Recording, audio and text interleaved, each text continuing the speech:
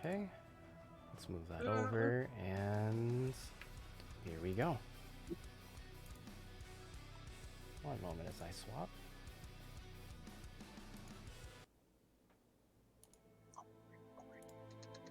Okay.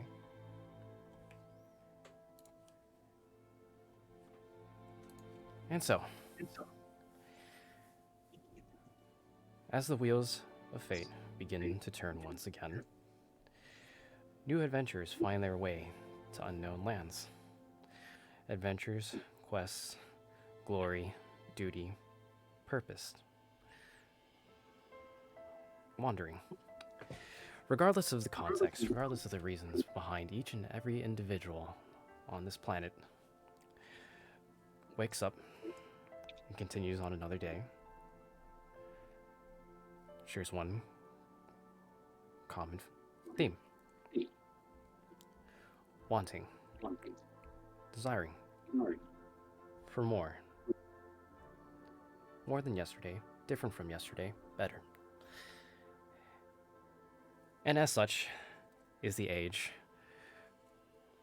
of innovation, exploration, and discovery in the world of Initia.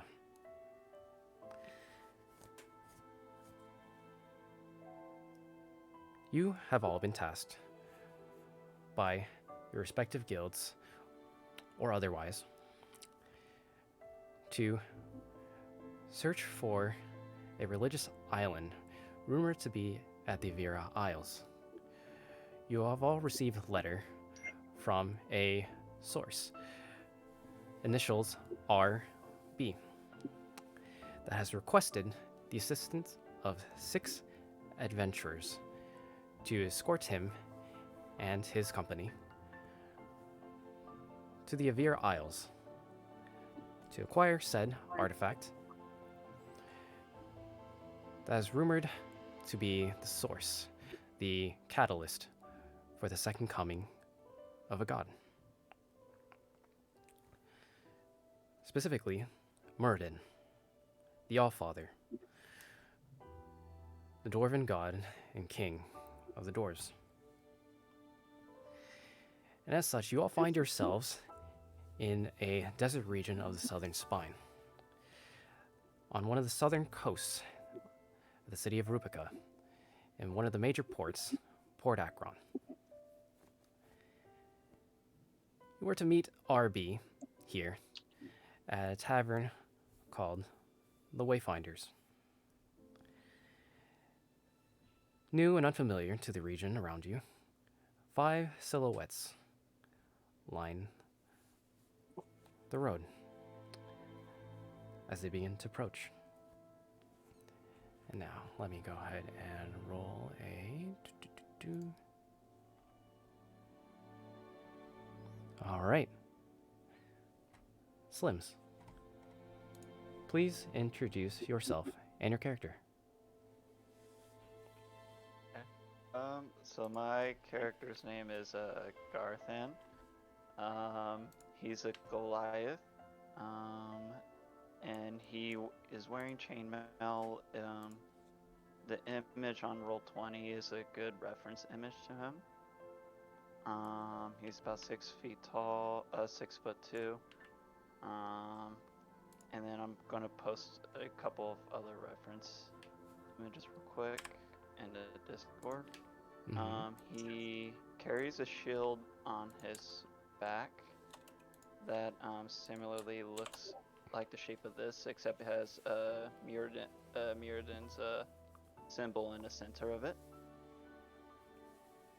And then a great axe as well, also with again the symbol of Muradin. And I'm sure you guys are familiar with the symbol, but that's just a good reference to where the symbol is, like on the great axe. All right. And yeah. All right. What's the symbol of, you said? The symbol with the anvil and the fire. It's Which is representative of what god? Muradin. Muradin. Yes, yes. Oh, Martin. okay, cool. So you're invested Mm-hmm. I Mm-hmm. am. in our quest. All right, cool. Of Martin. Okay, Martin. All right. Garthan, as you approach from the north, following along the edges of the port, you can see that there are some mariners, some sailors who are tending to their ships, keeping things anchored down, checking the quality of ropes. Some of them are just standing about on the docks, smoking their pipes. You can smell the faint scent of dragon's bane, as well as other scents like tobacco and the such. Some unfamiliar scents to you. As you look around, you can see that there is multiple stalls, peddlers who are selling off their vegetables, their fruits. Some are selling trinkets and wares, and you can see that many people don't pay you any mind. Many commoners, a lot of traders and such, they come back and forth here. You can see that there are other fellow adventurers as well. I would say they make up about 10-15% of the people who are passing through. So you're not the only adventurer here so far. You can tell some of them have massive swords, others have intricate staves. Some look like branches, like actual tree branches. Strange. And as you kind of look at your note and you see the details of it, as well as kind of a vague description of what the reward would be, um, it lists that the guarantee is riches and glory, whatever that may mean. And then in fine print says also 5,000 gold on completion. Kind of a strange note to be given, but it was posted, so therefore approved by your guild nonetheless. The board is now active. Let me know if you're able to move your token. Let me see. Where's my token? There he is. Yeah, I can move him. Okay. And he's all. All right. And feel free to move. The board is now active. Garthan's just gonna walk down aisles right here, taking a deep breath. Like, such a good morning for Morden to praise Morden. And all these delectable people with their tiny trinkets. And as you say, do you say this out loud? Yes. As you say tiny trinkets, the nearest stall that you're at right here, it looks like quite the rickety one. It looks like it was very quickly thrown together. To be honest, it kind of looks like some of it was made from trash found at the back of one of these larger establishments. You can see that there is kind of dirtied old man. His hair is long and matted. However, the trinkets that he has displayed are quite shiny and pristine, in fact. Some of just simple metals like brass and copper, but you can see the more prominent ones that are made of gold, like gold circlets and bracelets. And he looks at you and says, "Did you say tiny? How dare you? That's a bold thing to say when you're standing right before my establishment." As he flourishes his hands over the actual display itself.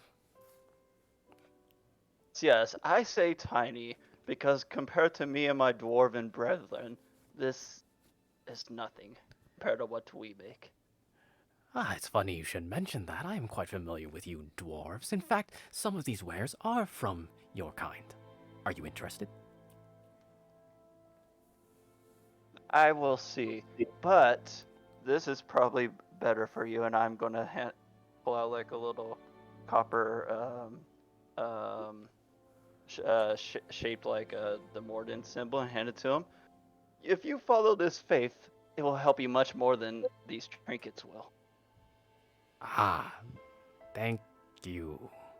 And he like politely takes the coin from you and he puts it into his coin pouch. He kind of like gives you like a weird side eye and says, "I don't recognize you.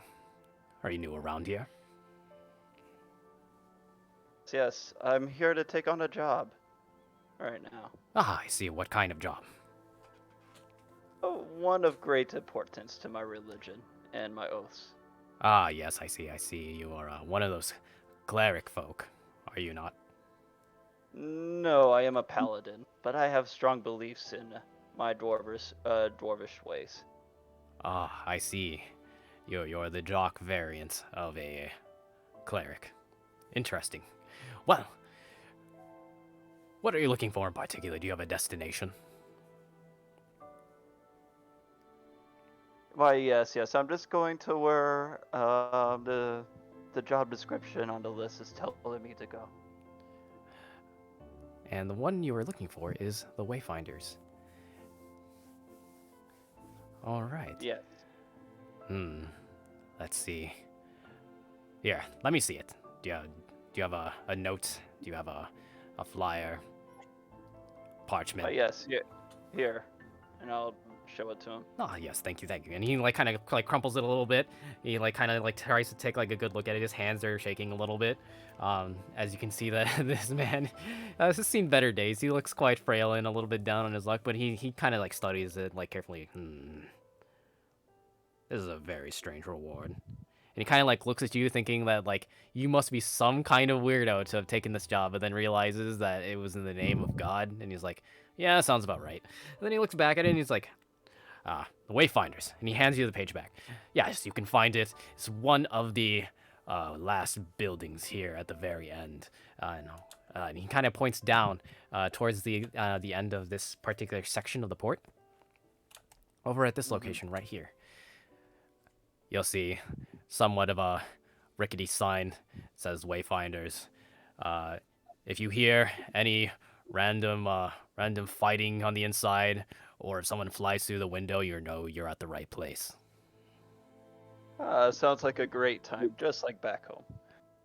Ah, yes, then you'll be quite comfortable there. Try the ale. It's actually halfway decent. Why, thank you. You're welcome. And then I'll just go ahead and reach for my note back, and then I'll just bid you farewell, and then I will walk away.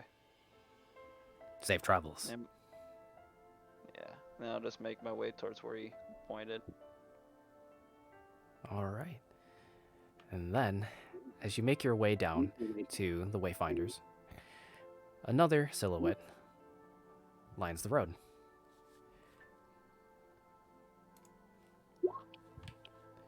All right. Shad, please introduce yourself and your character.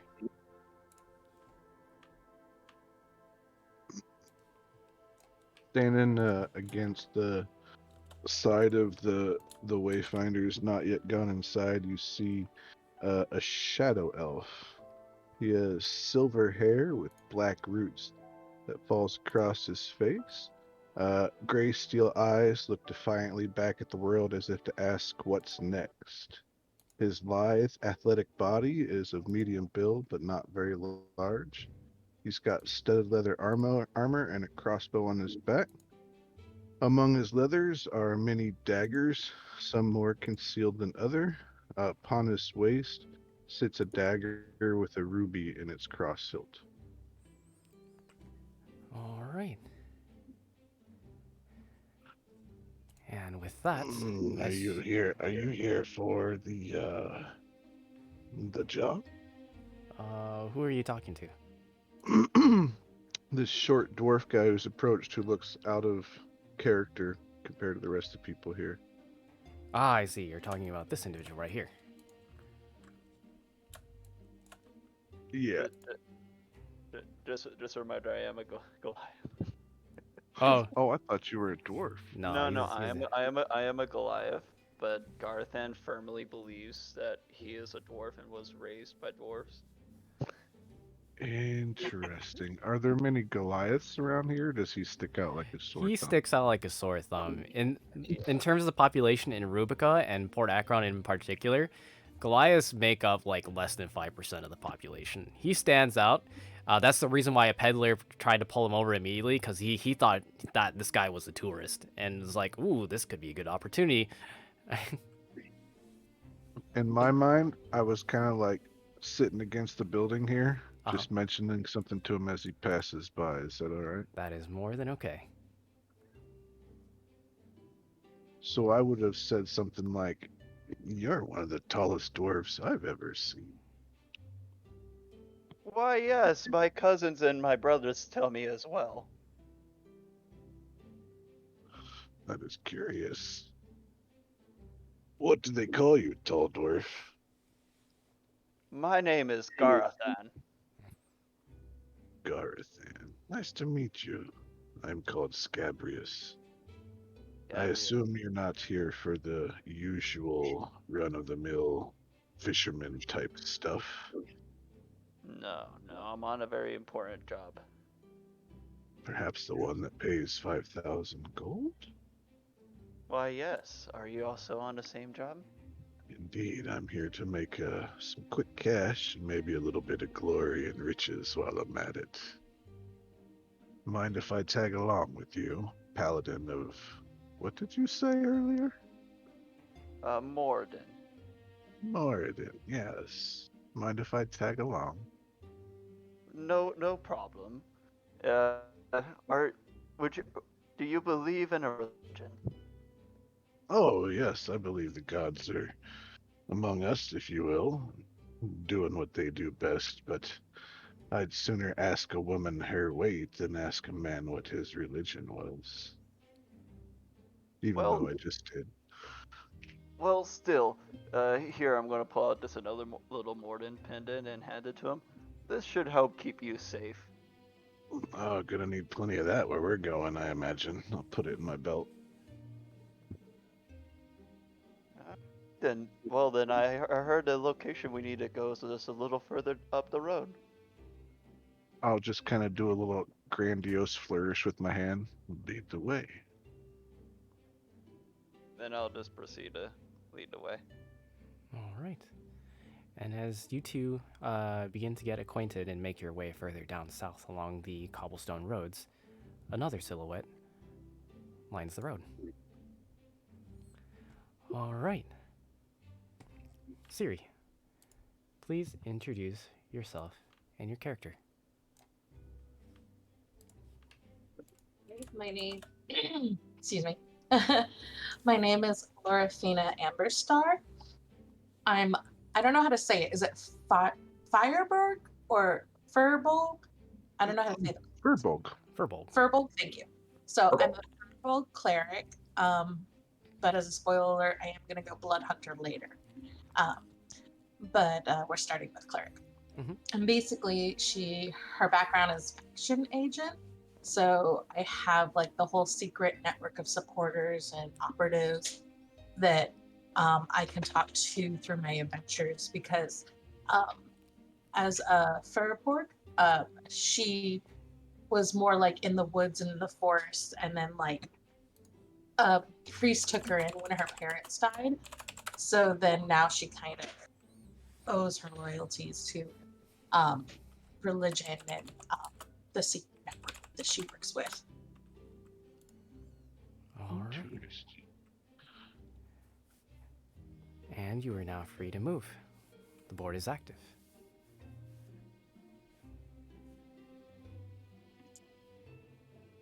Little token. So she's just strolling along, looking at the different stalls that are there. And then she'll probably stop over here at this stall and just kind of see what's happening here. And you'll see that there's this sweet older lady. She looks quite portly. She has a white bonnet on, and she kind of looks at you with like bright white eyes as she like kind of like admires your features, and then says, excuse me, young lady, would you be interested? You must be famished. Would you be interested in some delicious fruits? Abundant in the southern spine, of course. Ooh, what do you have? Ah, well, you see, we have this interesting seasonal fruit here that actually, if you can believe it, grows underneath the sands. It's called sunfruit. And she kind of it almost kind of looks like it's resting between like a nest of leaves, kind of like you would see like in a cauliflower. It's quite large, like you would have to take two hands to hold it. And it almost like I have to say Mhm. sorry, guys. I have to say my character is very tall because of she's like 10 foot tall and like 490 pounds. Just Yeah. yeah. Okay, just So making yeah, sure. I she's was look. like, Yeah, she is okay. a simple, humble human lady as she's like looking up at you. So like it almost looks like from the outside perspective, it looks like she's like offering this to like some kind of god. You know what I mean? And she's like holding it in her hands and like she's like looking directly up at you, just like extending her neck as far as it will go so that she can look up at you. And she's offering this quite large fruit, but for you it's handheld. It's like it's a very small thing for you. But it does shine brightly. It's like a bright, like almost um, like a caution yellow, um, and is shaped like a peach. Sunfruit, you say? How much? Ah, yes. Well, this would go for 5 copper pieces. Okay. And I pull out some money out of a little pouch I have, and I hand her the 5 copper pieces. Okay. And so you can go ahead and note that you have 1 sunfruit. Pleasure doing business with you. Take care. And she like kind of like waves waves at you, and she's like still like looking up at you. She's kind of like mumbling under her breath. Roll me a perception check. So where's this fruit? Because it's custom. All right. And then you said perception? Perception. Oh, you're going to love this, by the way. Oh, Oh, really? Are you serious? she doesn't say anything in particular as you walk away. Jesus. We're just going to walk over this way now. Mhm. All right. And last but certainly not least, one last silhouette lines the road as they approach. Troy, please introduce yourself and your character. Okay. I am Bromwell Nightbranch. I am a wood elf. I'm a rogue. And I'm just here for a paycheck, basically. That's all I'm here for. I don't care about the rules. I don't care about the gods. I'm just here to make some money and go back to what I was doing originally. Mm-hmm. Wait, what's your height, by the way, for your character? Oh, mine? Yeah. I just put it down. 5'9". Okay. So you'll be the shortest of us. Yeah, we have a shorty. Yeah, like Dwarf of I'm our group. I'm sorry, I'm not like 800 pounds. I'm sorry, I apologize. everybody's like insanely tall. What is? Why is everyone like in... Just average. I'm not like super tall, but we got the. I thought it was weird. Your token looked like a Goliath, but you said you were a dwarf. I was like, what? And now it all makes sense. So Yeah. Yep. Yeah, bro. I was wondering why you said 6 foot. I was like 6 foot really Yeah. for a Goliath. I was like, that is a tiny Goliath. For a Yeah, bull- I accidentally said rock thing earlier. Yeah. Yeah. Okay. Get a dragonborn in here, and we'll just be the beef squad. Yeah, There we right? go. That's what I'm saying. All right. Okay. And you are now all on the board. Oh, Board yeah. is now active. Ooh, cool. Mm-hmm. I'm gonna stop at this stall. Nice. As you stop by, it looks like some kind of fisherman's stall. You can see that there is a large array of, you would think, normal fish, but they all look quite strange. Some of them glow bright blue in vascularity. There's quite a few tentacled creatures on display.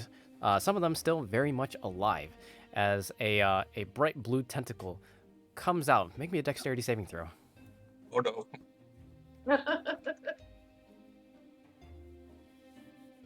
Oh, where'd it go? There it is. Okay. Okay, already. We're starting. The We're already first starting. Yeah, the rolls continue. the first nat Jesus. one of the campaign. I love it. And First roll too. yeah, and as it lashes out and coils around your wrist, it grabs your hand as it kind of like waves it around. It kind of like wiggles your hand from like side to side, almost kind of like in a shaking motion. And you can see that there's a hand that kind of like reaches over, and it has just like a tiny wood mallet, and it's just like bonking this squid. It's just blip blip blip blip. Oi, stop that! Let him go. And you can see as a sad noodly tentacle like slowly coils away from your wrist and like slicks backwards and leaves like this bioluminescent blue behind around your wrist. And then you can see that there's this small hill dwarf individual who comes around the stall to the other side so that he can see you. You can see that he has a like stark white, almost like shiny white mariner hat on, as well as some leather coveralls over his front, and he still has this comically small wood mallet in his hand. Oh, sorry about that. You all right? What the heck is that thing? Oh, this one. Well, this one is a remnant touch squid, right here, and he kind of like gives a nice pat. His name is Skeeb. He's not for sale, by the way. He's a pet, companion, Yeah. a business partner, a lover. I'm kidding about the last one, but anyways, he's not for sale. Oh, you look, he's not dead right now. You need to keep that thing under wraps. Oh well, he was just trying to shake her hand. He's very friendly. Basically, anyone who gets within 10 feet of the stall, he'll try and reach for them. But he seems to be quite keen on you. That must mean good things. Are you a man of the sea by any chance? No, I'm more into the forest. Well, have you ever traveled out to sea? No. Is that an offer? Maybe. I just figured I would ask. You know, he has a pretty good eye for, well, really eyes. As you can now see, as the squid kind of rolls his head over, and you can see that he has 6 eyes in like a hexagonal configuration, and they all blink as they like look at you, and then they all like blink in rhythmic pattern in a circular motion. He's like, he has a pretty good sense for these kinds of things. He could just tell when someone is just born for the sea. So you never know if you're cut out for the sea if you've never tried it. I'll take out like a little thing of paper and I'll write down like, what's your name again? My name? My name is Brunt. B-R-U-N-T. I'll keep you in mind. I might come back. See how this whole sea thing works. Yes. Visit me and Skeeb anytime. As he pats his squid again. I smile and then walk off. And he kind of like waves back at you, and also you see as the squid also like limply raises his tentacle and kind of waves you by. I'll wave at the squid as I leave. The squid doesn't have a mouth, but it's smiling as much as a squid can smile. All right. All right. And I presume that you are all making your way over towards the Wayfinder's Tavern. Is that correct? Oh yeah. All right. Would anyone else like to do anything here on this map? I'm just following my new friend Garthalon. Did I get it right? Garthalon? Garthan? Garthan. Garthan. Mhm. That's okay. You're close. Kind of. I cannot move my token though. Oh, shoot. Oh no. Here, I got you. I know I'm gonna search this stall because I see there seems like there's fruit in front of this stall. Or something special. Okay, and then let me go ahead. See if you can move your token now. I might have to refresh it. Ah, there we go. Beautiful. Oh yeah, I'm moving. There Yeah. we go. We moving in here now. All right. By the way, Jay is back, and he uses his phone, so he just asked me to control his piece for him. Okay, I got you. So let me go ahead and put his token on the board as one last silhouette lines the road to the north. Okay. Also, welcome back, Jay. All right, Jay, please introduce yourself and your character. All right. So, I can't. The name always messes me up, but I am a Lakatha Lakatha? Fishman. Monk. And here, let me put a picture in there. And then Percy can use it as a token. Please and thank you. I look pretty similar to I this. love that. He's like a buff koi fish. Oh, I love that so much. That's great. This is My so name is cool. Mhm. Aquagon Permuth. Aquagon Permuth. Uh-huh. And my background is basically I'm like a smuggler thief for hire. I would just kind of swim, sneak on the ships, take stuff, and then go bring it back Ooh. I like that. as sneakily as I could. Sneak- Sneaky beaky like? Mm. Okay. And Aquagon. I'm quite the traveler. Usually I don't stay anywhere too long. We got a monk. You're so screwed, Percy. We'll see. Ooh. A Alright. fishman monk. And then I'm 5'11", so I'm not that tall either. Well, 5'11" is still pretty tall. That's a pretty long fish, man. That's a monster fish. Yeah. Kind of a long fish boy. Alrighty, and let's I weigh a see. good like 190, and then look wise, I pretty much look very similar to that. Just no, I don't have the shoulder pad though. Okay. Alright, you got it. And let me go ahead and throw that in here for you guys. There you go. And Nate, you should be able to control the token now. Okay. Alright. No, I cannot. You cannot? Oh. Oh, Oh, I'm sorry, I gave it to the wrong person. There you go. Pop. oh no. There you go. Now you should be able to control the token. And so, Yeah. Aquagon, the board is now active. Thank you, thank you. What do you do? Let's see. Sorry, I'm trying to get rid of this like on the side when I'm on the app. I'm trying to get rid of like the sidebar, the hot bar that's on the side that always pops up. Oh yeah, no worries. He might have missed the premise of why he's here. Ah, I see. Well, you see, you have received a request from your respective guild coming from a signatured RB that has requested assistance getting to the Avira Isles and recovering a religious artifact, rumored to bring in the second coming of Muradin, the Allfather, the god of the dwarves. And as such, adventurers of all sorts and kinds have been recruited on their mission as this company is to be escorted. Oh, okay, well, I'm primarily here just for the money then. That's all I really do. Okay, Woo! okay. It pays 5,000 gold. Oh, well then. Mhm. And so, as you make your way down the street, you look at your parchment, kind of as a reminder as to your objective as well as the location, which is a tavern called the Wayfinders. Said to be located here, somewhere in Port Akron. As I see them walking by, excuse me,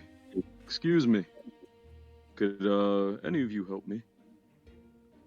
I'm trying to find a Wayfinder. I'm a little new here. Oh, it is just this way. We're approaching it as we speak. A shadow elf in leathers, silver hair, gray steel eyes, looks back at you and replies, Oh, cool. I'm Hold on. Scabrius. Pleasure. Aquagonian. I've never seen one of your kind before. A rare treat. Okay, Garthan will turn around and he'll just have a puzzled look on his face, like, "What are you?" What are you? I'm a dwarf. As Good. dwarves are of the stone, I imagine he is of the water. That I am. I kind of rely on it. I can't go more than a couple hours. I kind of need it. So, how do you carry around like enough water with you? I relatively kind of stay close, and I have a, you could say a big. I carry a bucket essentially around with me. It has a lid, so it doesn't splash everywhere, but I just kind of dump that on me, and next time I'm near any water, near seawater, I just scoop it up. Akugan, go ahead and roll me a Constitution saving throw. Okay.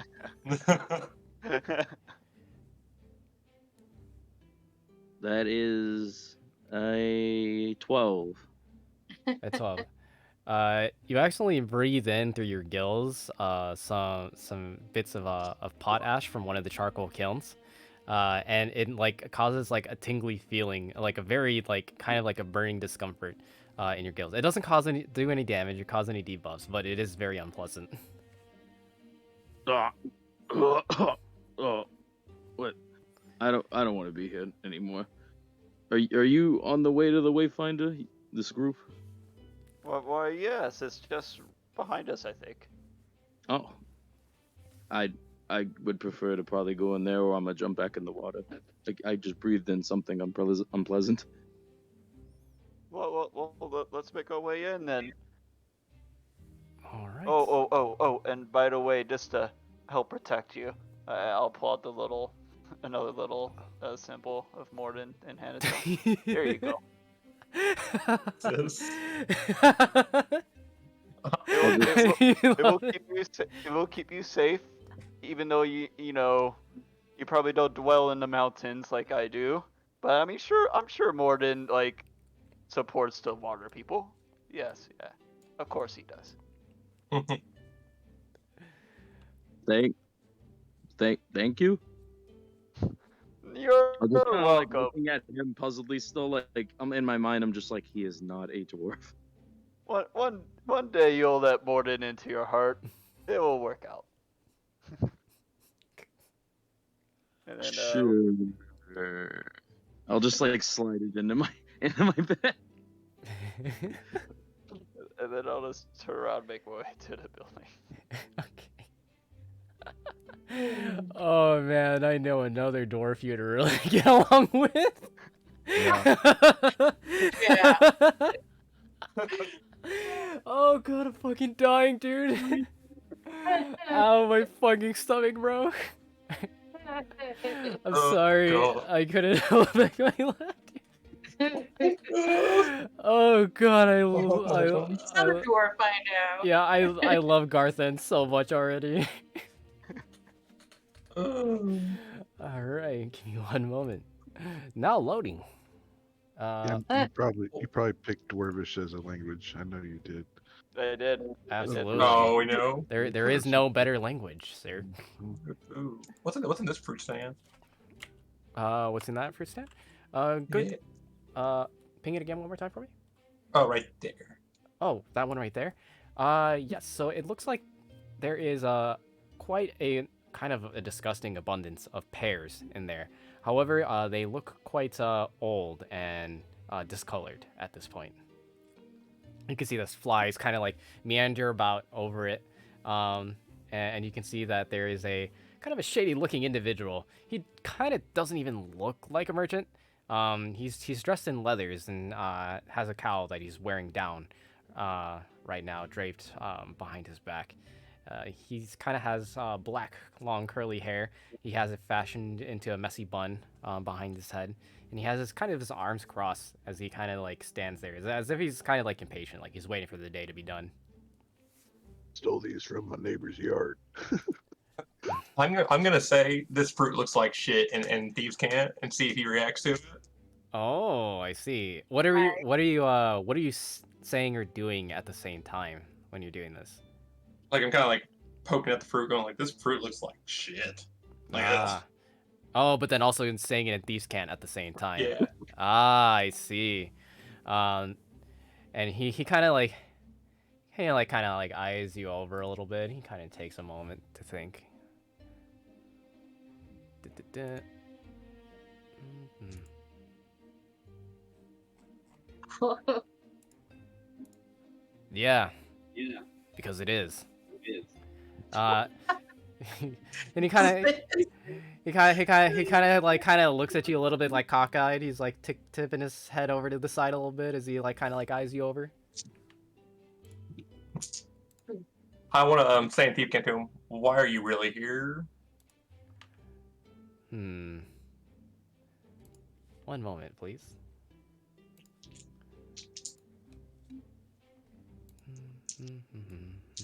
How you said in Thieves Camp and out loud the same thing. You weren't even trying to hide, like. Yeah, I this was group- like, yeah. It was like you're even to be like, oh, this is interesting weather we're having. Like you're like, no, I'm just saying the same. Yeah, thing no matter what. he's treating it like it's sign language, and he's just saying the same Yeah. thing out loud. Absolutely. I love it. He's I'm gonna teach people testing the Thieves man. Camp. I'm gonna teach people Testing Thieves the man Camp. to see if Teach he's them. Yeah. cool or not. I'm a teacher one. Yeah, he's trying to get a feel for the cool rule. You know, he's like is he a homie or is this guy kind of fucked up? Lo and behold, he's the leader of the local thieves gang, and there's 6 of them behind the tent, and they don't like you being competition in the area, so they all jump out and gangbang. Right? There you go. Imagine, yeah. Is he skin or is he in a gay porn? Is he skin or is he in a gay porn? Flashing your gang signs. Spoiler alert, he's in a gay porn. And so he looks at you and he begins to speak back in Thieves Can't. And so he just says like, well, are you gonna buy anything or not? But in Thieves Can't, he's saying, no business of yours. Oh, interesting. I want to just reach over and just push his fruit stand over and just look at him. Wow. So yeah, as you push the fruit stand over, and like one of the crates fall over, and you can see that these old pears, some of them just smash immediately because they're like quite frail at this point. Some still have a little bit of toughness and fiber in them that they kind of like scatter about, and you can see this area right here is completely covered in pears now as they're all rolling about. You can see as some of the street urchins come out from like the alleyways and like quickly like pick up some of the fallen pears, and like quickly run away. This individual that's working the stall is like, "Oh, you gotta be kidding me!" And he tries to reach out for your leathers or your coat. Roll me a dexterity saving throw as you try to Okay. avoid it.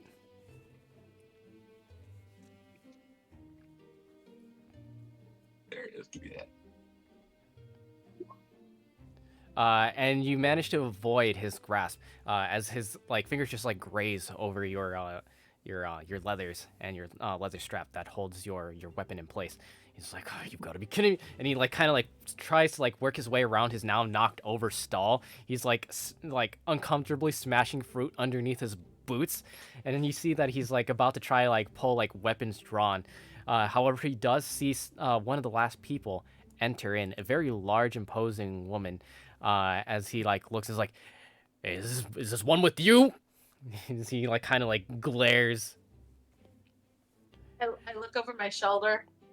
I look at at Bromwell. I look at the shopkeep. I'm like, and then I go inside.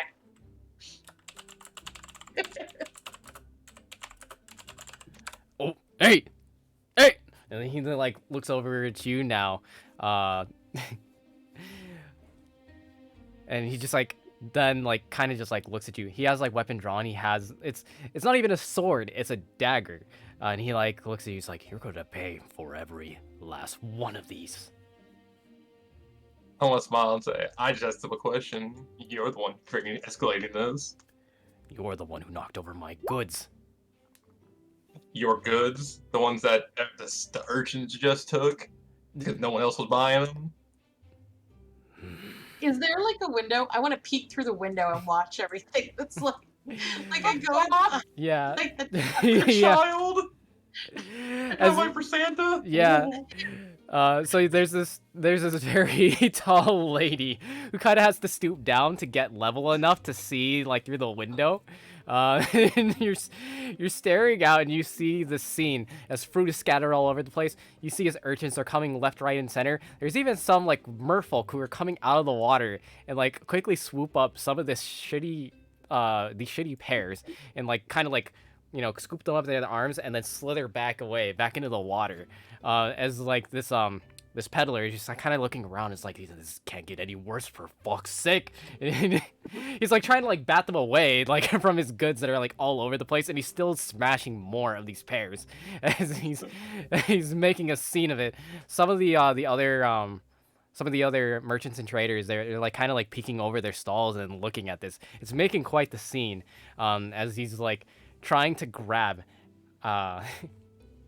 this individual. He's trying to grab Bromwell, and Bromwell's easily dodging from like left and right. This guy's quite clumsy as he tries to grab him. He's like, "You're going to pay for all of this," and he like finally jumps at you one last time to try and apprehend you. Roll me another dexterity saving throw. Oh, let's see. Oh yeah. All you do, Oh my gosh. you don't even dodge him. Like he seems so slow to you. You just turn around, you just start to walk away, and he just like jumps where you used to be, and he's now sprawled across the cobblestone floor with pear all over his face and over his front. He's just embarrassed and defeated. Some of the bystanders as well as merchants are kind of impressed by this, and they kind of like give like soft golf claps as you walk away towards the wayfinders. Why are you really here now? Or do we need to keep going? Fuck off. I want to chuckle. Then just like knock this post out, then walk inside. As the post gets knocked out, the canopy that was held up rather shoddily just like falls over, and he's now being covered by a yellow tarp. So he's covered in fruit, covered in a tarp, and on the fringes of his establishment, if you could even call it that, you just see more urchins grabbing every last fruit that's still intact. Could I grab one fruit as well? You absolutely can. Now that the tarp is over. Do you want to? It's fucking bad fruit. Oh, I'm not gonna eat it. Oh, okay, fair enough. You do what you want for it. I'm saying, like, it's like fly infested. It's like, oh. Exactly. If you toss it at somebody, it's like when you go to the plays and you toss the rubbish at the actors. Yeah, is that what we're gonna start doing? We're gonna start tossing like tomatoes. Oh yeah. The fruit throwers. That's our There we go. game. If we need Okay. to interrogate anyone, I'm gonna just put it in front of them. You're gonna eat this. Oh, There we yeah. go. So you have acquired one bad pear. Yay. You're a bad pear. You're a bad vegetable, aren't you? It has a bitter scent and looks questionable. All right. That's all I'll say while I just have it.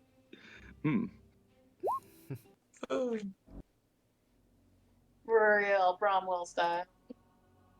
Absolutely. And oh wait, no, that's the wrong song. Don't mind that one. Oh, we gotta play that song. No, we're not playing that song. Oh, sad days. All right. And you all enter the Wayfinders. As you can see that it's quite the rough and tumble type of place. You can see that there's I don't have tokens on the board primarily for this because otherwise it would be a metric fuck ton of tokens.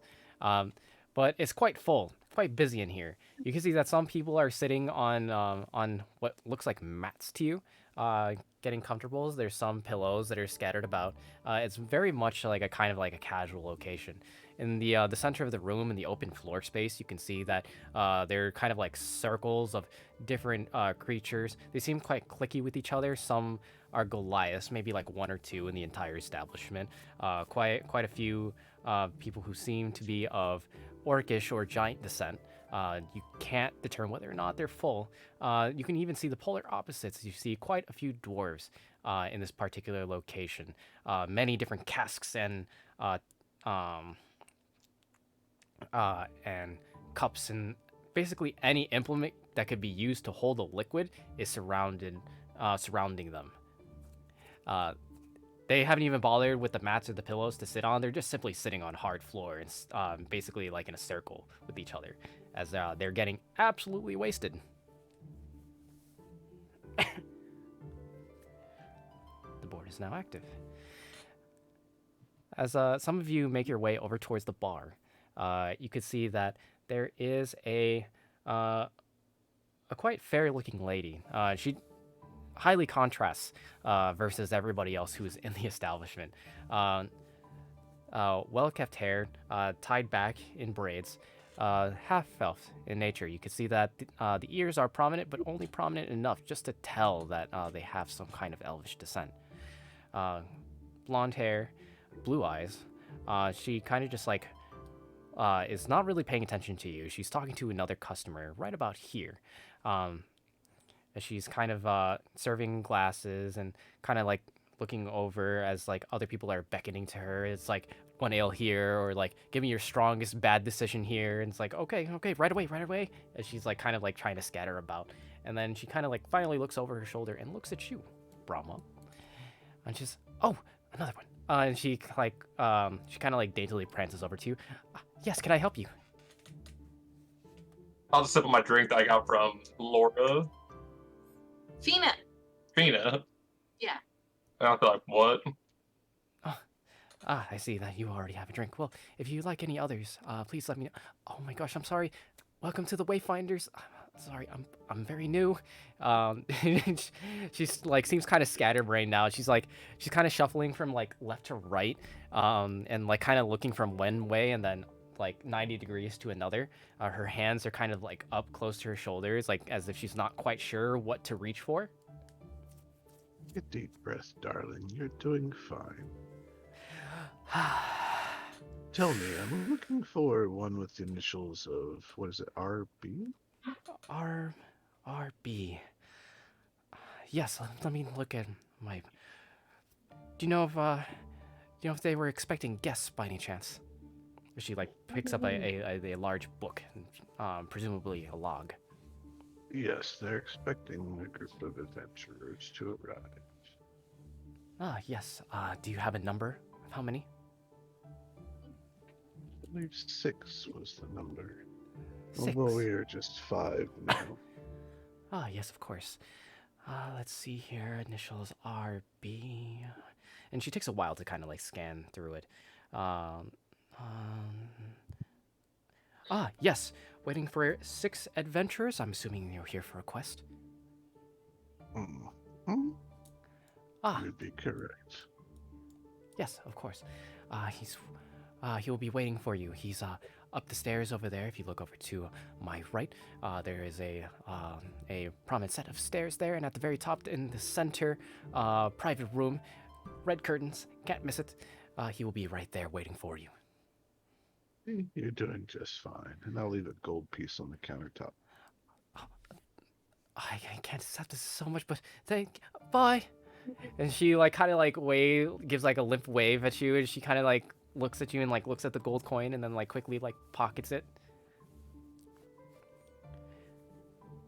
All right.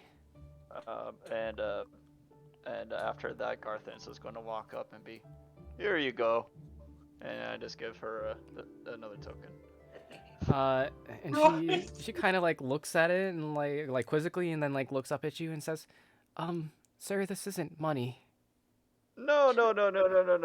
It's a pendant of Morden. It will help you and give you good luck. Here you go. Sir, It'll keep you safe. But I insist. Okay. All right, bye. Bye now. And as she sees you walk away, she like she can hear like the sound of like someone at the other end of the bar right about here who's like, oi, where is my bad decision? I ordered a bottle of this. I was looking to get metrically, unequivocally fucked up here. she like kind of like turns back, sorry, and walks away to the other end of the bar. Ooh. All right. As I'm assuming you make your way up the stairs. Is anyone else Oh, doing anything here on the first floor? I'm gonna flag her down. You can see that she takes like a very like large like black bottle and like plunks it right in front of the gentleman here. He looks like he's a dwarf in nature. It looks like a paladin of some sort. Kind of strange. You would assume that he might have been a cleric, but looking closely, you can tell that no, indeed, this man is the jock of the healers. Uh, as he kind of like side eyes you because he's being served. But she like looks at you and is like she's trying to do multiple things at once, and as you flag her down, she just immediately prances back towards you. Yes, can I help you, darling? Those other gentlemen, they're talking about a quest. How much is it worth? Let's see here. I know he left a copy of it. And she kind of like rifles through the pages, and you can see that there's one that's folded underneath, and she like opens it up and looks at it and says, "It says riches and glory, and why did he write 5,000 gold so small? 5,000, I would presume." Huh. That makes sense. Okay, thank you. You're welcome. Wow, she's very tall. She kind of like whispers under her breath. He's typing. I look over at Bromwell. That sounds like a good deal. I think maybe we should try to get in with that. Sure, why not? Okay. As I slam my drink and set it back down on the table and walk off. All right, and your glass slams down on the table, plink, or the table, plink, and it kind of rolls around like the force of it. It wasn't landing square on it, and it kind of like tips on its side and begins to roll towards one end of the bar. And she notices this, and she's like, "Oh no, no, no, no!" And like she manages to like kind of catch in her hands, but it's kind of like jumping back and forth between her hands as she's like trying to juggle it and try to keep it from falling down onto the floor. And I'll watch. and you watch as she's trying to catch this glass, as it's and fails in horrible fashion as as it scatters shards of glass all over the floor. It's like, oh, and you, as you could hear, as some of the regulars who are sitting at the bar, they just kind of just like laugh at her mockingly.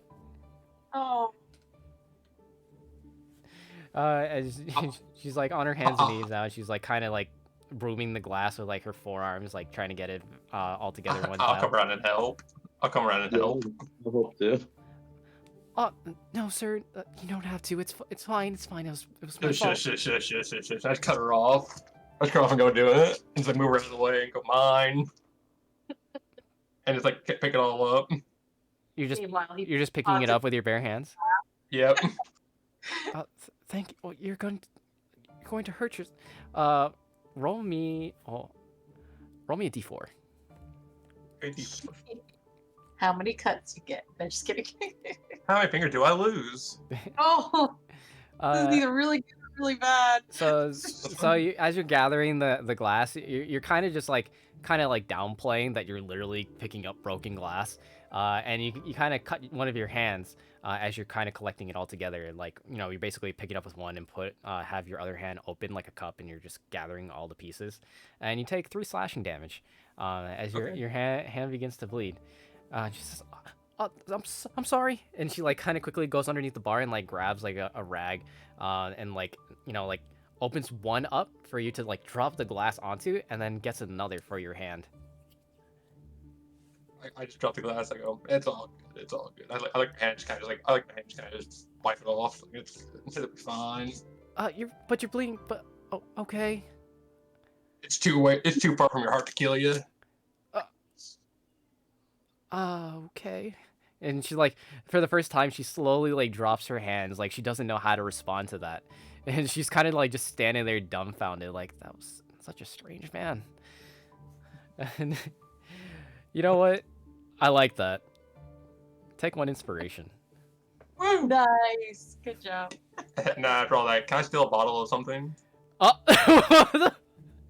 Like after I did all that, like I want her to like turn around and like while she's throwing like glass away, I want to just be like mine and take a bottle and walk off.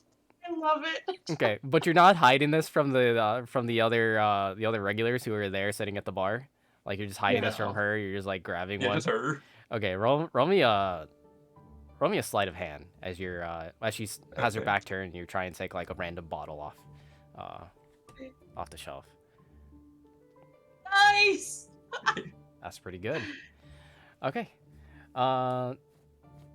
so you as you're trying to grab a bottle of alcohol from underneath the bar, you don't actually end up grabbing alcohol, but you do manage to grab something. You grab a bottle of bitters. I'll Oh. take it. Yeah. So, in case you don't know, bitters is often used in mixed drinks, like for example, old fashions. It's used to accentuate the flavor. Basically, it's what you would see as like part of like a mixologist kit, if you will. Someone who makes mixed I'm gonna drinks. slowly make like a mixologist kid out of this. I'm gonna slowly make a mixologist kid. That would be cool, and I would highly encourage it. That would actually be pretty Guess I'm dope. gonna steal my way to it. Yeah, you're gonna steal your way into creating your own like mixology kit and like your own Yep. bar. You're gonna have a And pop up. follow. All right. What in the world are all these things on this guy? All right. What the heck is all that? And as you all make your way up to the top floor towards the center room, you could see as the curtains are currently shut right now, but you can kind of like hear like murmuring from behind.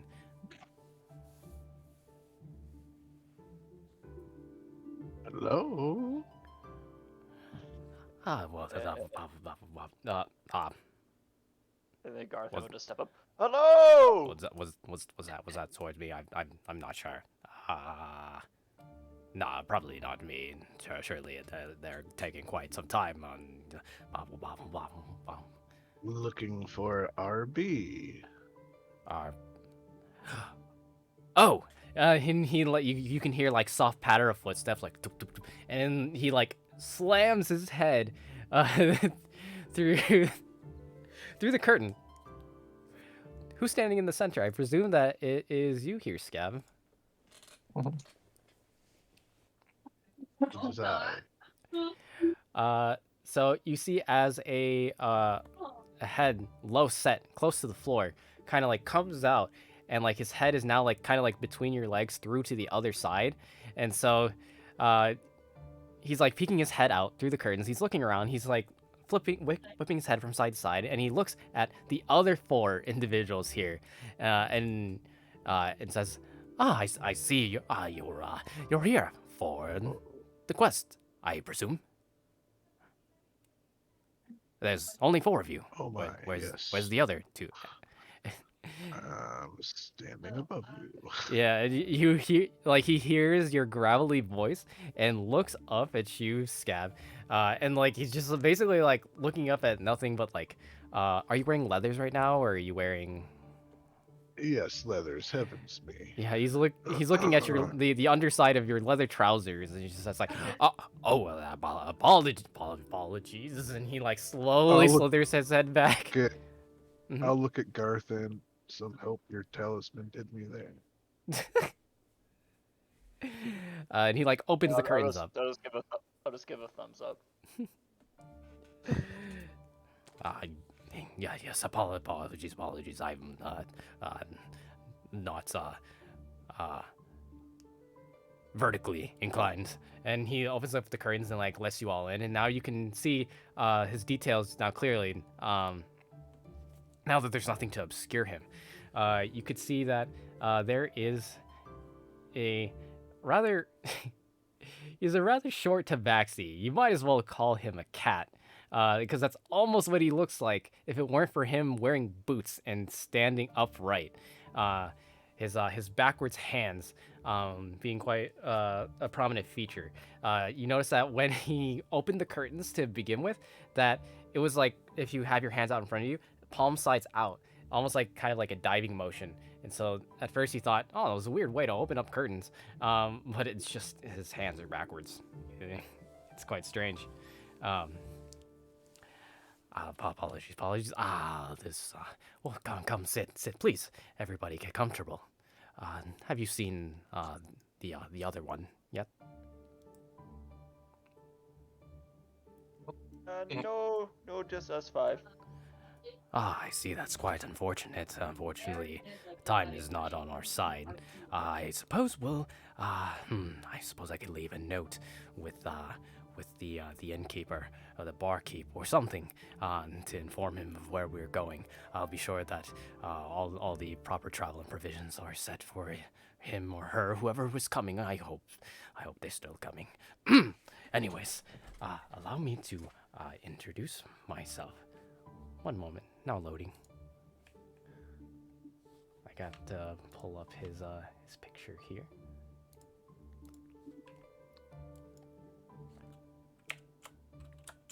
Puss in Boots with backward hands is what I'm seeing. Yeah, right. Got a little sword at his side, little hat.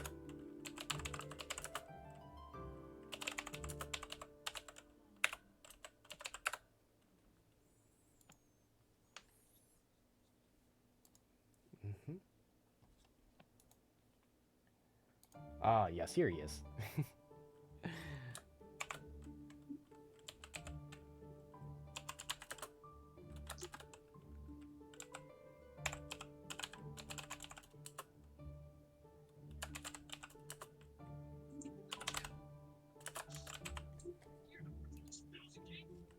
Alrighty.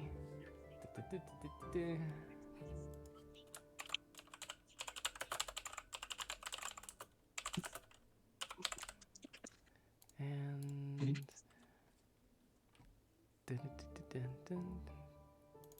there he is.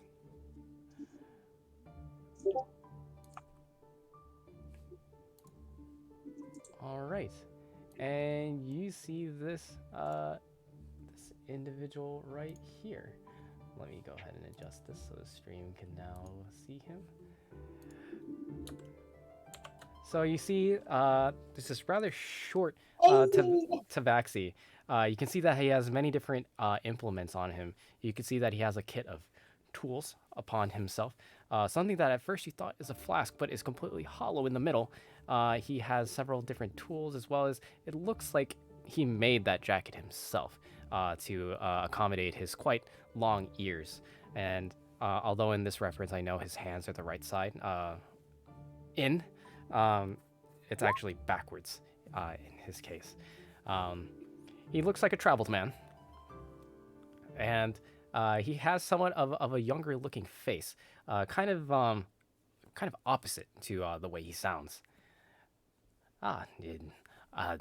Please, come on, please, everyone sit down, get comfortable. Did you all get drinks yet by any chance?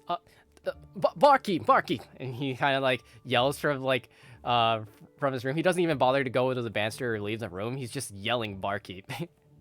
And you could just hear the faint sound of the half-elf woman down below. It's like, coming. Yes. Well, while we're waiting on her, you were all here for the quest for the artifact, correct? Correct. Yes, to save Moradin. Well, I don't think he needs any Bring him saving, up. but probably more a little help. Back or something of that nature. Yes, of course. There goes, and 5,000 gold, of course. Yes. So allow me to explain the current situation. But first, let me introduce myself. My name is Raffin. Rafflin Berkshire the 7th. I am a explorer as well as a archaeologist. I'm here on behalf of the Thalos branch of Solitude, specifically their History Preservation Division. And as such, I'm from Thalos. I've been there since I was but a young child. Now, we had found something quite interesting in the outer lands of Thalos. close to where the beasts lay, so to speak. So, we received reports that in the middle of the night, a bright light arcing through the sky collided with the ground. A shooting star. Thought nothing of it. There's plenty of things that fall from the sky. Nothing is too strange about that. Especially out in the middle of nowhere, and, your bumpkins say that all the time. However, this one was interesting. It was a strange stone. Really more of like a gem, shined brightly of white and blue and reds and greens. It was almost like a rainbow looking at it in the light once we retrieved it. After doing some research, we discovered that this correlated to one of the newer gods, Murden. Have you heard of him? Yes, he is a great god that I follow. But by the way, here's a symbol. It will help protect you. And I'll hand him a pendant. And he kind of like, he looks over this coin and he kind of like flips it around. You see that he kind of like reaches back into his satchel and like kind of like puts a little eyepiece to his eye, and as he kind of like squints and looks into it, and says, "Sir, did you just take a copper coin and just carve Muradin's symbol on it?" Yes. It's far easier just to do a quick job like that. It's no problem. It works great. Thank you. And he like he politely slips the coin into his coin pouch hanging at his hip. Well, then good. Someone is quite familiar with Muradin. I can see why you're here on behalf of this mission. So then you're probably aware, or at least you've probably heard murmurings of Muradin's second coming. Yes, it has gotten me very excited. Yes. Then, you will probably also be familiar with this as well, but allow me to fill in everybody else here, as he kind of like waves his hands and gestures to everybody else. You see, the thing that we found falling from the sky was, in fact, undeniably, after thorough research and analysis of all the vertices and every single detail of this stone, quite arduous really, is that this is the Sky Shard. One of two pieces necessary for the second coming, the call, the harbinger of Muradin. So we do have the Sky Shard. However, we need the second piece. We need the bell. Not just any bell. It is a bell forged by Muradin himself. It is used as somewhat of a call, an announcement, so to speak. It was rumored that this was just symbology, as you might be familiar with here. What are you? A priest? A cleric? A shaman? I'm a paladin, and I am a dwarf. And my dwarven brothers sent me on this mission to help. And as you say that, like as he's trying to say his next word, he kind of goes slack-jawed as you say that you're a dwarf. And then he kind of like starts to like look at all of the other people in the room. He like kind of like pans from right to left. He just like looks at like Lorafina. He's like looking at Scav. He's looking at Aquacon. And then like kind of skips you here, Garthet, and then just looks at Bromwell. And he like kind of like a he's joking, right? He doesn't say anything, but he just like gives you that look. I'm a shrug. I just give him a thumbs up, like, yep.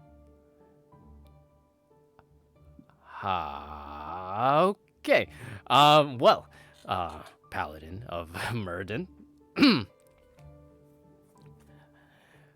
You see, now that we have the Sky Shard, once we've released the information to Thalos, the Church of Muradin in Thalos itself, one of their chapters reached out to us, saying that they would be more than willing to provide any resources, provisions, gave us a large sum of gold, which will just be distributed out to you on the completion of this mission, in order to retrieve the last piece, in order to summon the second coming of their god.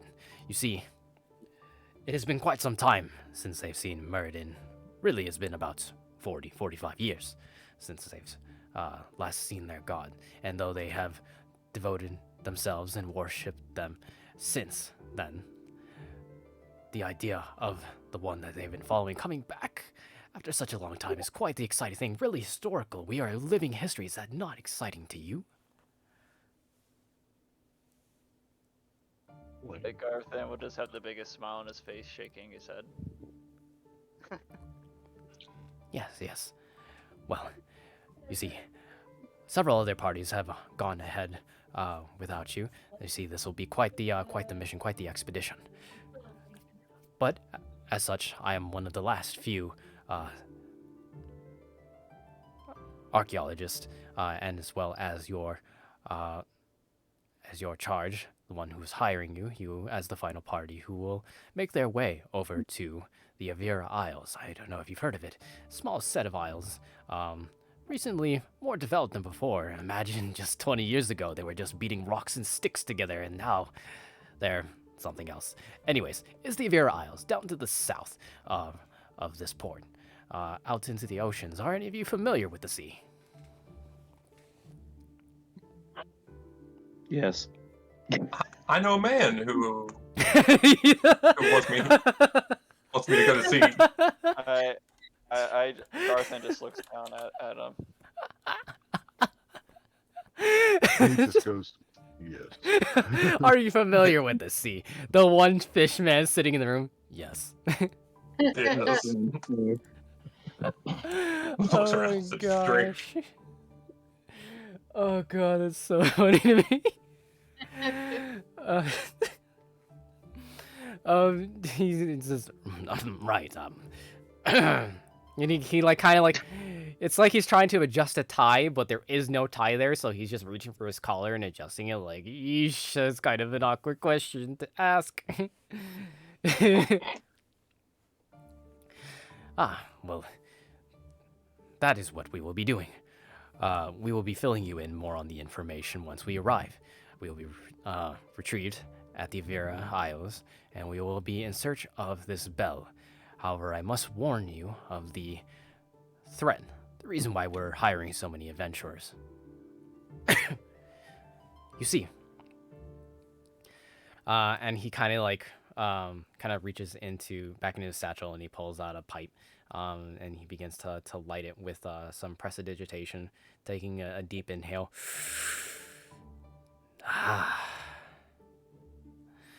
Well, we have sent You multiple... guys shared that? Yes. You want to pass the peace pipe, I see. Here, go ahead, have some. It's Dragon's Bane. Calms the I'll take a nerves. deep inhale. All right.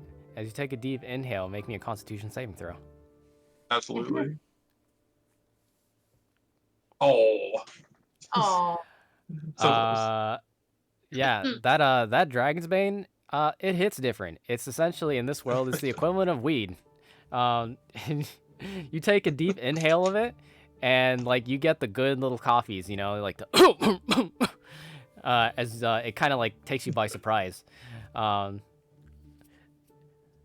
You'll start to feel it in about an hour. Okay. Behind the back.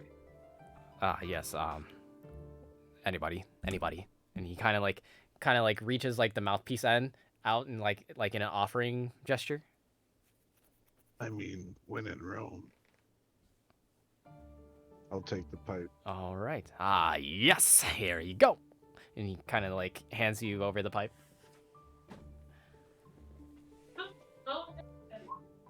Oh. Scab has been around the block. He knows a thing or two. He knows about Dragon's Bane. Confidently takes an inhale. He knows his limits. He doesn't overdo it. Just takes a nice little puff, pockets it in his lungs, and then takes a deep exhale, letting the faint wisps of smoke billow out from his mouth.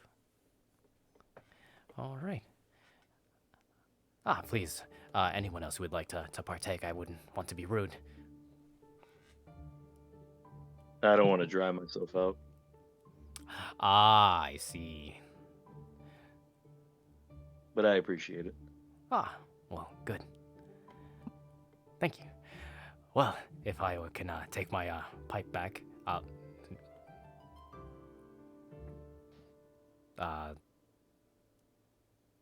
Mhm.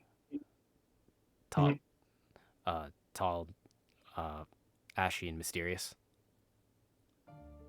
He's talking about you, Scab. Sorry, what was that? My daughter was walking by. Could I have my pipe back? And like he's like reaching up. He's because of like the height difference. It looks like he's I asking for will, uppies. I'll hit it a second time before I pass it back. Thank you. And he like takes the pipe back, and he like he like looks down at the pipe, and he sees that now it's like nearly almost gone. He's like, all right, you're welcome. And he makes his way back over to the other side, of the room, as he kind of like sits as like the focal point as he continues to explain. You see, there is some strange group. We presume they're pirates, who have gained, have gained information some way or another about our expedition. We've sent other groups a while ago, about a month or so ago, and have been attacked since, slowing us down significantly, our progress in retrieving this item. And so, the wonderful church has provided us more funds as well as more people, and has helped with the advertising to several different guilds, both in Thalos and the Southern Spine, to recruit as many as possible to accomplish this mission. Which is why that we've reached out to so many, regardless of skill level. Any adventurer is welcome. We need all the help we can get. And thus is why you are here. Now, with that being said, what may I call all of you? Starting with you. And he points over to you, Bromwell. Bromwell. That's all you really need. Bromwell. If you need me, let me know. Absolutely, that is why you're here. You there, dwarf-looking fellow. Yes, I am Garathan. Garthan. Pleasure. And you, goldfish man.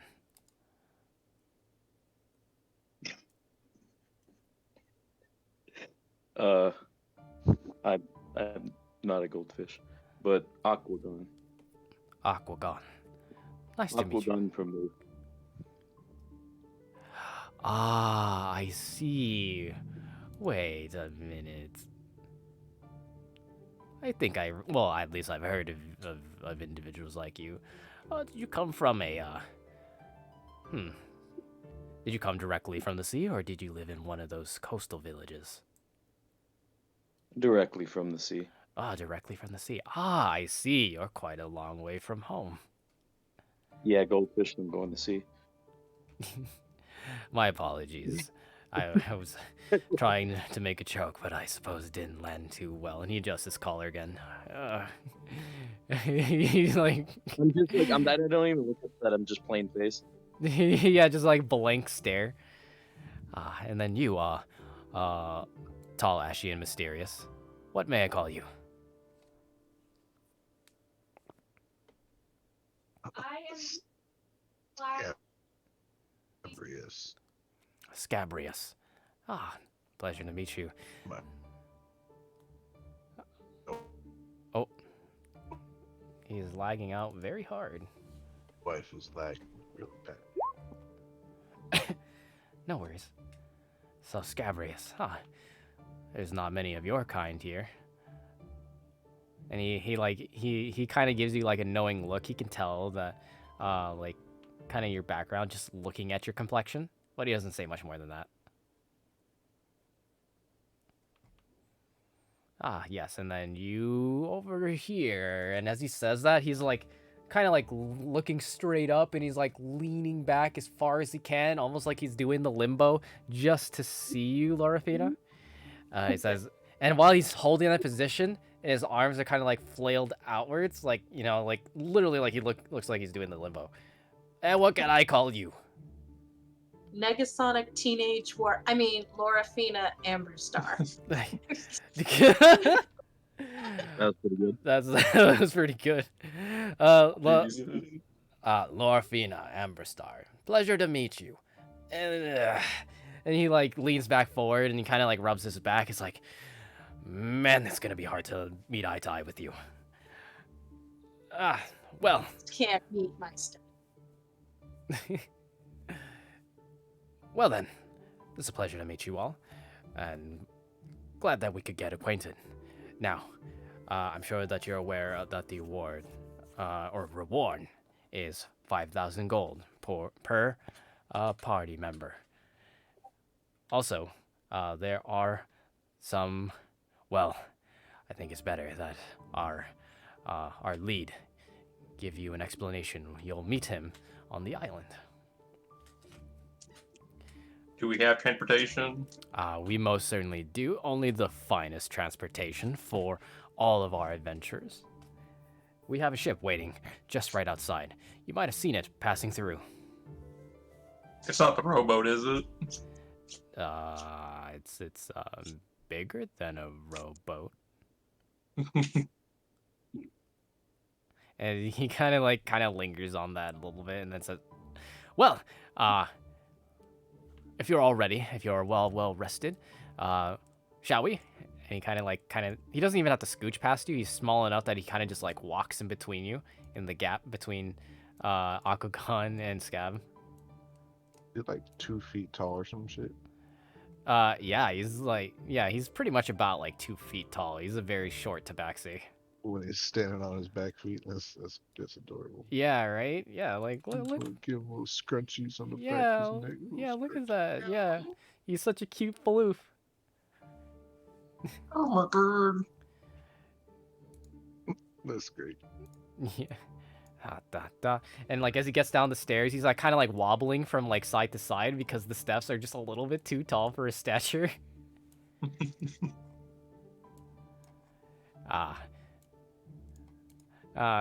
And he like as he like walks out, he like waves down the half elf bartender, and kind of gives like a kind bow. Thank you for accommodating us. I appreciate it very much. And he like flicks another gold coin like across the way. And surprisingly enough, this time around, she goes. You can hear like the soft like whir of the coin as it's flipping quickly through the air, and she catches this one quite easily this time. Like ding. Thank you, much appreciated. All right. Well then. As he leads you all out back onto the streets, or really, Oh no. ports of Port Akron. And as you all make your way back out, you can see that the merchant here is still laying on the ground. The tarp is still a mess, completely defeated. However, there's just only bits of pears left behind, as almost every single pear has been picked off the ground. But he's still there, laying on the ground. He's just defeated and done.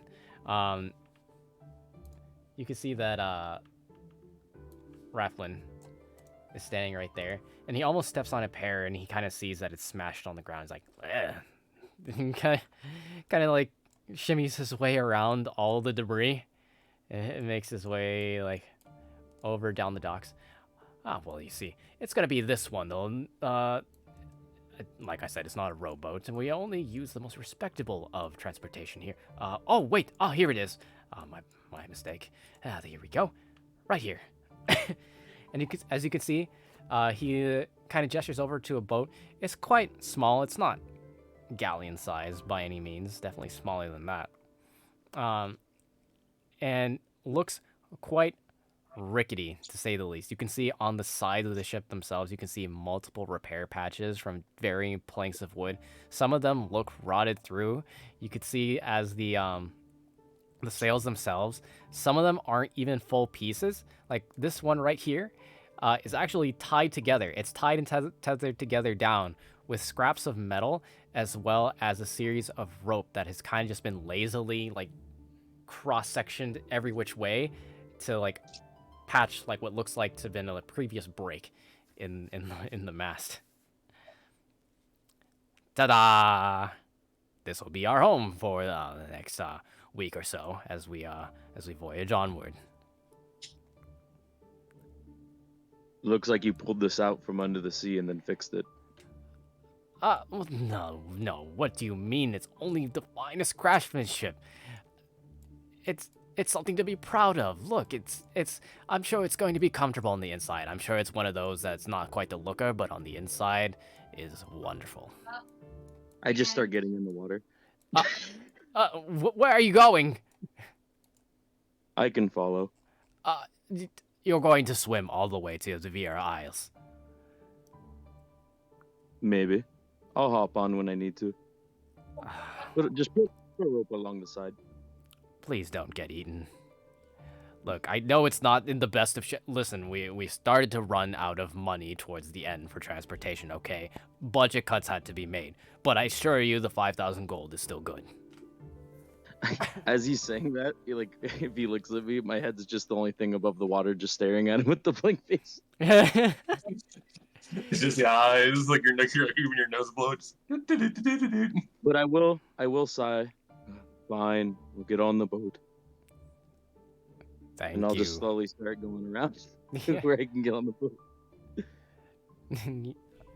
And as you can see, there are several different sailors here along the edges who are kind of fastening down the rope. Some of them are working on preparing to leave port. And you could see as there is kind of a captain of sorts. I only say sort of because he has a bottle of rum in one hand and has his hand on the wheel in the other. Not quite Sparrow-like. Imagine like budget Sparrow, as in like he's not hobbling around. Like it looks like he can barely even stand. Like if you just kind of like blew at him the wrong way, he would just like fall right over and the wheel would just go spinning. Don't tempt me. All right, Bromwell, go ahead and roll me a. Are you taking like a thorough look around to see if there's anything Yeah. valuable? All right, roll me an investigation. Okay. Also, Jesus. roll me roll me stealth as well. Okay. I am the sneakiest boy. You are the sneakiest boy. Damn. As you look around, you're thoroughly kind of peeking into the boxes. You're doing it quite discreetly though, as you're kind of trying to like find blind spots where all the sailors are working. As you're kind of snooping around the upper deck, but you don't find anything particularly valuable at this time, unfortunately. Okay. However, nobody notices. All right. And you all begin to leave port. As the ship slowly pulls away from the docks, and the sails begin to open up. You begin Where's Pina at? That's a good question. Where is? No, it's like there's only 4 of us on the boat right now, Yeah. including him. She doesn't magically teleport. No, she doesn't Pina! magically teleport. Fina's coming. You're 10 foot tall, you'd be hard to miss. Yeah. And so this large crane here that's used to transport goods, to you it kind of seems like a little bit of a footbridge, and so you literally step on it to walk across, and you can hear like a and you can hear like a loud crunch. It doesn't break underneath your weight, but what it does do is it creaks very loudly and scares some of the sailors. Like, oh, what is wrong with? And like you just like ignore them as you like step onto the boat, and like walk past them and make your way towards the back. Sorry.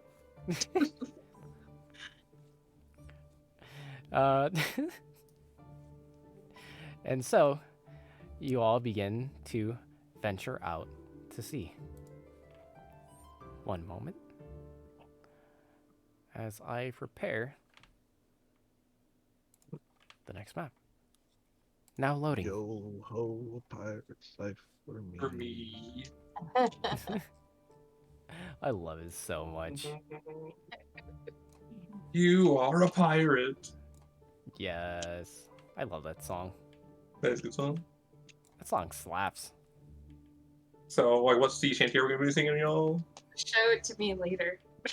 Okay, I'll send you a link. Okay. Okay. And so, you all make your way out to open sea, passing your time on your first night as the sun slowly begins to fade behind the horizon. And you are all upon this. A ship, if you can call it that. Quite raggedy in nature. You can still hear the creaking of the mast as it bends every which way, just ever so slightly, enough to make you nervous.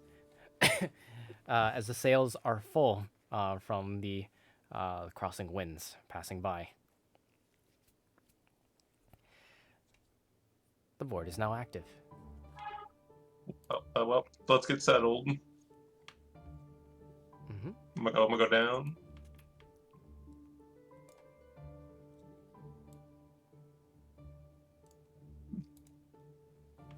Okay. And as you make your way down here, Bromwell, you are looking around. You see several different rooms. You're getting kind of acquainted. You can see that most of them are empty. Some of them are not. And are you like opening doors, or are you just like peeking in, or are you just kind of walking through? I'm just gonna kind of walk through.